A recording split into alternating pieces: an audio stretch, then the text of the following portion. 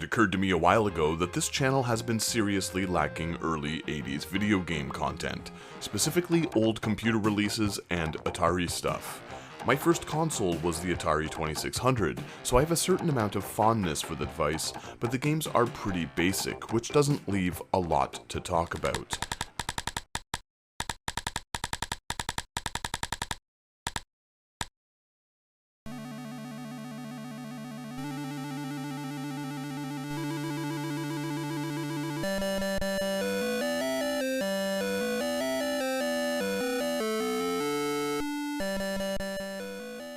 Masters of the Universe, The Power of He-Man is a bit of an exception. There's some depth here. Today I'll be taking a look at two different versions of what is ostensibly the same game.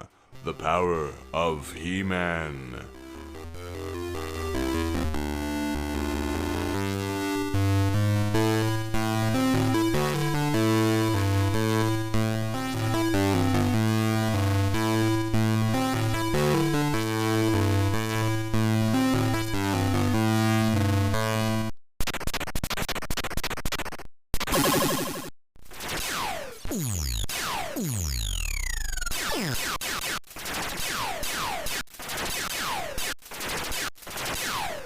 Let's start with the Intellivision game, since it came out a month before the Atari one back in November of 1983.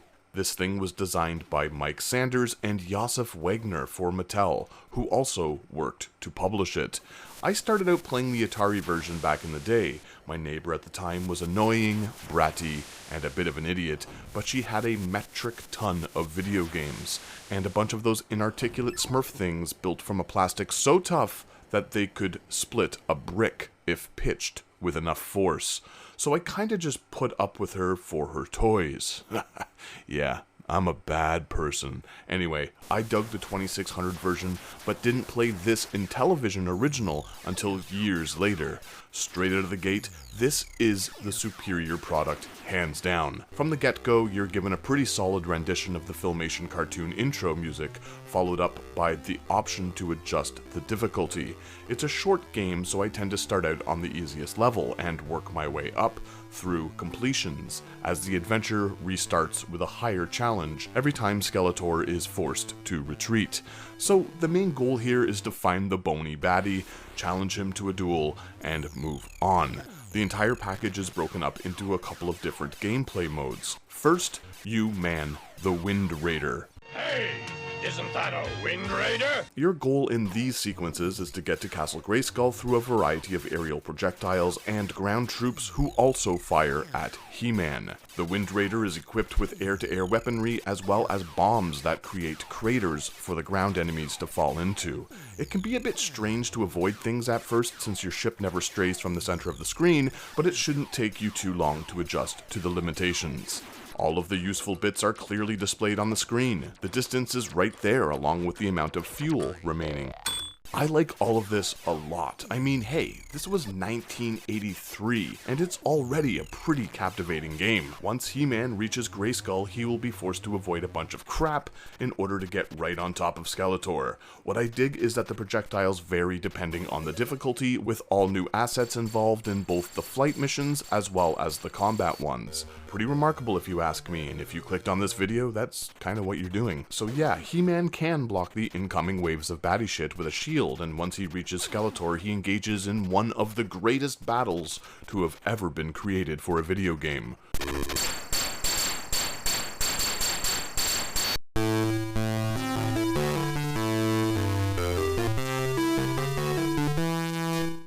Where you going now, Skeletor? You have to do this a few times, but this part's cool. Oh, that music. After a few sword duels, Skeletor escapes, and He-Man returns to Phase 1 on a higher difficulty to do it all over again.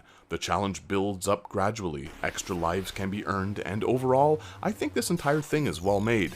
For the time, the visuals are superb, with a great use of color. It's easy to parse out what everything is supposed to be, and the animations are well done all around. The added inclusion of some serious in-game differences between the difficulty settings really makes this thing a must-buy for any fan of the original He-Man cartoon, the Intellivision, or both. Superb, in my humble opinion.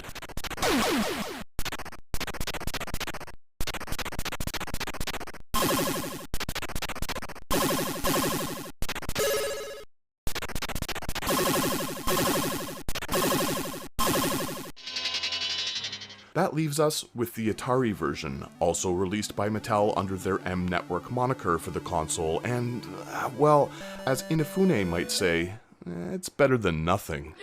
Alright, so look, there's a lot to like here. The opening sequence shows Adam turning into He-Man, and the music is pretty good. Back in the day, this presentation was the exception, not the rule, so frankly, this blew me away as a He-Man loving He-Kid. Seriously, let's get into the name of this feather-haired, Farrah Fawcett-looking fucktwat. And why does he look like Fred Durst when he's riding in the Wind Raider in this one? Anyway, let's get back to the name, He-Man. Just think about that for a second.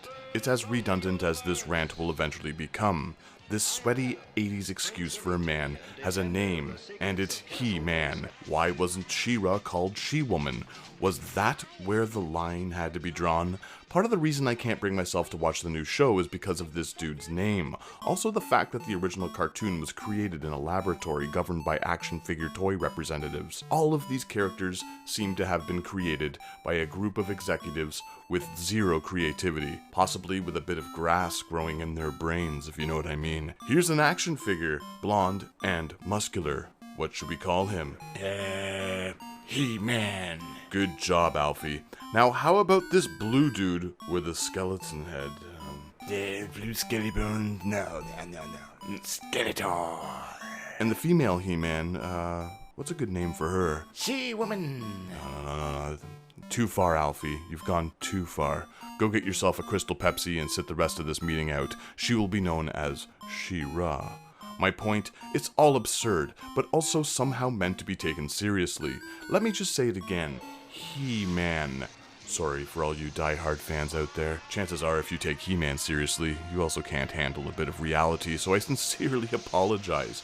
Now, what in the hell was I saying? Alright, the Atari game has the same beats as its Intellivision brethren, but it's all over the place when it comes to the difficulty.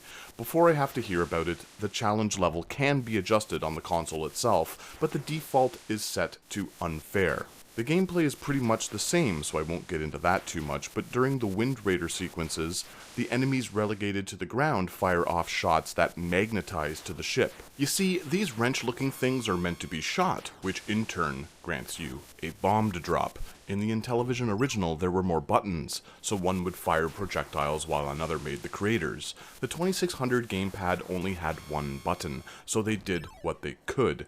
And it isn't inherently bad, but things can get hairy pretty quickly. If anything, it offers up a bit more of a challenge. It's a risk-reward sort of deal here, which I like, but it's also clumsily programmed. The screen snaps back and forth when your ship changes directions, and the projectiles can be a real hassle to hit. It's all frustrating and can get annoying.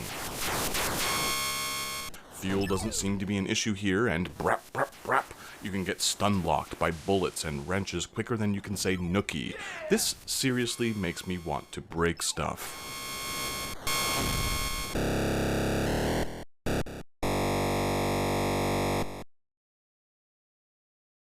The second bit has you needing to reach Skeletor, but instead of isolated projectiles, you're now up against giant walls that look like they were stripped from Yar's Revenge. The flawless, perfectly executed sword battles from the Intellivision are completely missing here, as are the cutscenes and additional stages. Avoid the walls, reach Skeletor, and you're done. It's important to mention that the Atari 2600 version does have a nice looking ending screen, but I can't reliably get there.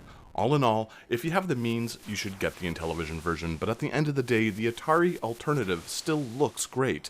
The presentation is top-notch here for the 2600, and it is fun to play if you have the patience, but the way the projectiles lock on leaves a bit to be desired.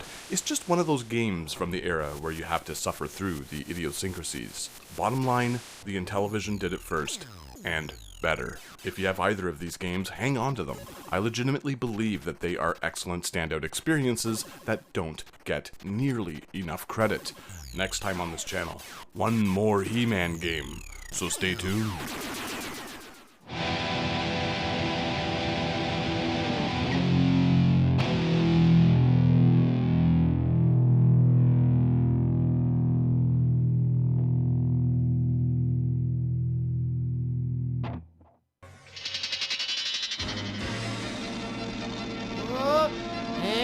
a booty.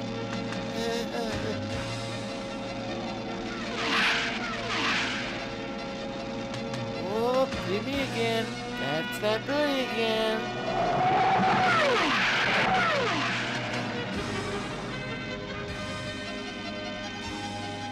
Adam, can't you go any faster? Tila, fight it! Don't fall asleep!